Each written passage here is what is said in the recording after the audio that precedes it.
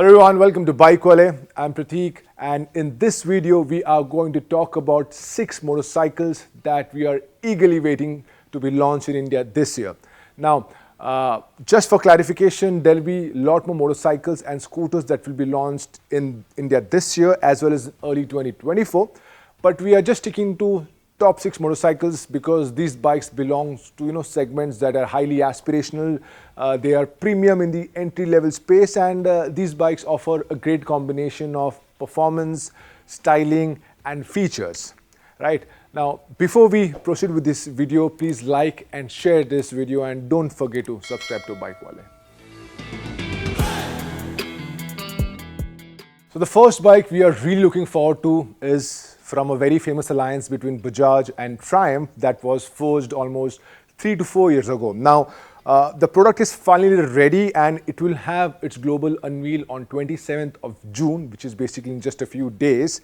And India launch will happen early next month. Now, we have seen these bikes, in fact, many times, and I say bikes because there are 2 motorcycles that will make its global debut, a retro roadster and a scrambler. Now, the idea behind developing these entry-level motorcycles, because Triumph wanted to explore the lower end of the segment because BMW has a 310cc motorcycle, KTM has also gone down in displacement, and it has both the companies have really conquered the European market when it comes to overall sales volume, and Triumph really wants to do that. And the best person or the best company to do it with is Bajaj, because Bajaj is really good at manufacturing premium entry-level motorcycles, as you can see with KTM. Now, when it comes to displacement of these bikes, well, earlier, Bajaj was claiming that these bikes will be between 200 to 250cc. In fact, it went on to send a press release to us saying that they will be launching a motorcycle with a sub 2 lakh price bracket, but a lot of things have changed over the last 2 to 3 years. Now, according to our sources, who says that the development cost of building a 200, 250cc Triumph motorcycle and a 350, 400cc is exactly same. So it made sense for Bajaj and Triumph to develop something bigger, because if they had to develop a 200, 250cc bike, they might not be able to ask for a lot of money, but they can do that with a 350 or a 400 or even a larger capacity displacement. So it really made sense for them to go for higher displacement because, like I said, the overall development cost is exactly the same. Now, talking about these bikes, well, both the bikes, the Retro Roadster and the Scrambler, are built on the same platform. I'm talking about it will get the same engine, it will also get the same chassis, but the subframe, the swing arm could be different on the Scrambler because it's a motorcycle. It's part of a segment that's you have to go off-road, so it might require a different kind of cycle parts. And from the spy shots that we have seen of the Scrambler, in fact, we have almost seen a production-ready model, and that says that it will get a 19-inch front, it will get a longer travel suspension, it will get upswept exhaust. But the rest of the parts like the handlebar or the instrument cluster, the tires could be shared among both the motorcycles. And to be honest, we're really excited to see the Roadster as well, because this is the bike that will take on the segment leader, which is a Royal Enfield Hunter 350 and also the Honda CB 350. In fact, in just a few years, you will see a lot of such motorcycles coming up, and Triumph and Bajaj didn't really want to leave this space. Now, if you're waiting to know the exact pricing of these bikes, well, to be honest, you have to wait slightly more, because as of now, we are just going to speculate, and the speculation, according to BikeWale, is the price bracket between 2.4 lakh to 2.8 lakh. 2.4 for the Retro Roadster, and maybe a 20,000 rupees more, 25,000 rupees more premium Bajaj will ask for the Scrambler. So we're looking at 2.4 to 2.8 lakh rupees. And like I've mentioned in the just the start of the video, these bikes will be launched in India next month, and we are expecting it to ride around in the middle of July or the end of July. And to be honest, we are really excited to ride these bikes in because it's been many years. We have just been seeing the bikes in spy shots or also in various videos. But you should also know that this motorcycle won't be just sold through the Triumph big showroom, which you see in majority of the metros. Bajaj wants to expand with smaller setups In fact, that's the only way they can get volumes for this motorcycle. So Bajaj is planning to set up close to 100-150 dealerships in the next few years. That will include basically multiple showrooms in metro cities as well as tier 1 and tier 2 cities. So that way, Bajaj is making sure that this bikes reaches every nook and corner of the country.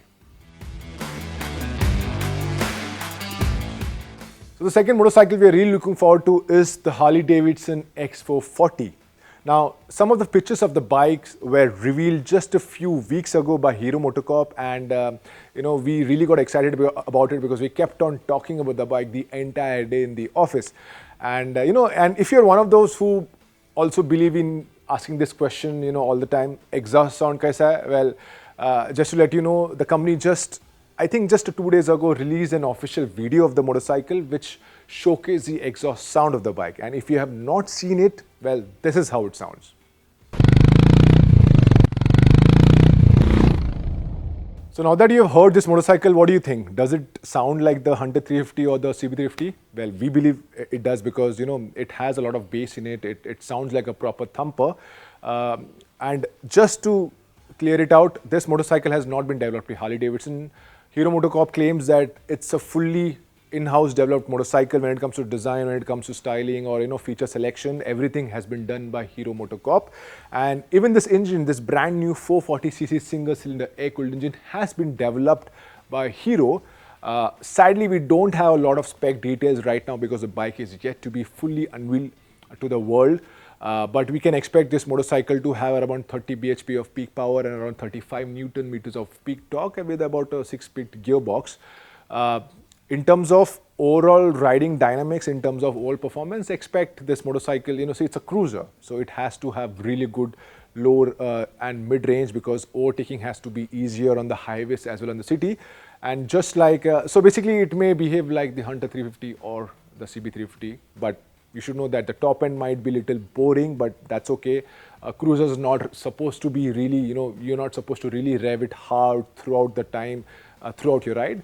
So we are expecting this Harley X440 to have a nice laid-back cruising, but these are again speculation. We will tell you exactly how it feels when we ride this bike sometime next month. Now coming to the most important aspect of this particular section of the video, the pricing. Well, we believe the Harley Davidson X440 will have a price tag of about 2.5 lakh ex-showroom Delhi. That means you can look at an on-road price of 2.9 lakh to about 3 lakhs. But again, it's a Harley Davidson, right? So there's a high chance that this motorcycle will be offered with a lot of accessories, and I'm sure a majority of the people would love to accessorize this X440. And if that happens, then you're expecting, you can spend about 3.3 lakh or 3.5 lakh, and you never know, you can also go to 4 lakhs. But again, that's a personal choice, right? And now coming to the overall, how they're going to sell it, where we believe Hero will sell this through a different setup. And if you have a regular visit of BikeWale, you'll know that Hero is in process of setting up new premium showrooms for its premium motorcycles. We're still not sure whether they will want to have a Harley on this, around this new premium showroom. Like we're talking about co-sharing. At one section, Hero will be selling their Extreme or the Karizmas, and the other section, they'll be selling the Harley X440. Financially, it makes sense for the brand and also for the dealer because dealer will be making a lot of investment and they also have to look at the return of investment, right? So it makes a lot of sense. Plus, if a customer walks in for the X440 and doesn't really like the motorcycle, the Hero sales can always pitch in for their other premium products and vice versa, right? So that is a possibility in the initial stage because right now we are only talking about the X440. If Hero has plans for more motorcycles in the same platform, then we can expect when the range expands, they would also want to have a different showroom for the Harley smaller bikes. The third motorcycle we are really looking forward to is the Hero Karizma XMR 210. Now, if you are a regular visitor of BikeWale, you will know that we were the first one to break this exclusive information about the relaunch of the Karizma with a brand new 210cc liquid-cooled engine, and we will talk about that in detail. But the world knows how famous the Karizma has been, and I'm sure most of you guys must have owned that motorcycle in the past. And in fact, even if you not owned it like me, I still love that motorcycle, love that brand because that is a brand that got me into motorcycling. It also got me into the world of journalism. So now the reason behind launching this motorcycle in India this year is primarily because, as we mentioned in the past, Hero wants to explore the premium segment because it has made sure its entry-level segment is really strong with Passion Pro and the Splendor. It now wants to, capture the premium segment, and one of the best ways is to launch a brand that the world knows about it, right? And Karizma, like you know, is a really big brand. The overall brand recall, the brand equity is really, really strong. And in fact, just a few days ago, we did a story where the motorcycle, the picture of the motorcycle were leaked into the internet, because this is the time when Hero MotoCorp had showed the motorcycle at the National Dealer Convention that happened in Goa just a few weeks ago. And from the photo, you can see this motorcycle looks sporty. It has full fairing. It has, the handlebar is slightly in the lower. It's positioned on the lower side, so it gives you a sporty, riding feeling. In terms of overall performance numbers, right now we just have the power figure, which is between 24 to 25 bhp.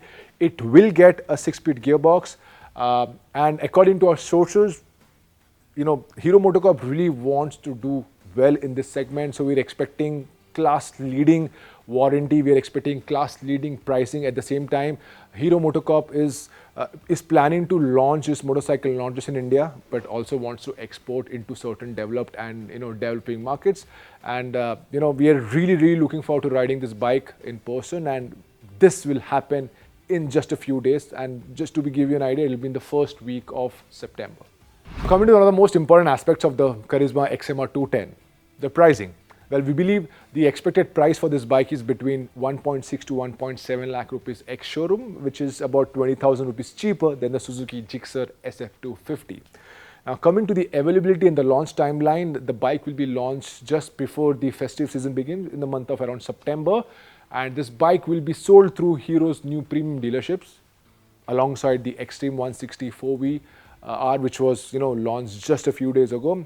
And the idea behind, like I mentioned, having this premium dealership is because they don't want people who are coming for the XMR or the Karizma or the Extreme to to have an experience like a regular Passion or a Splendor customer would.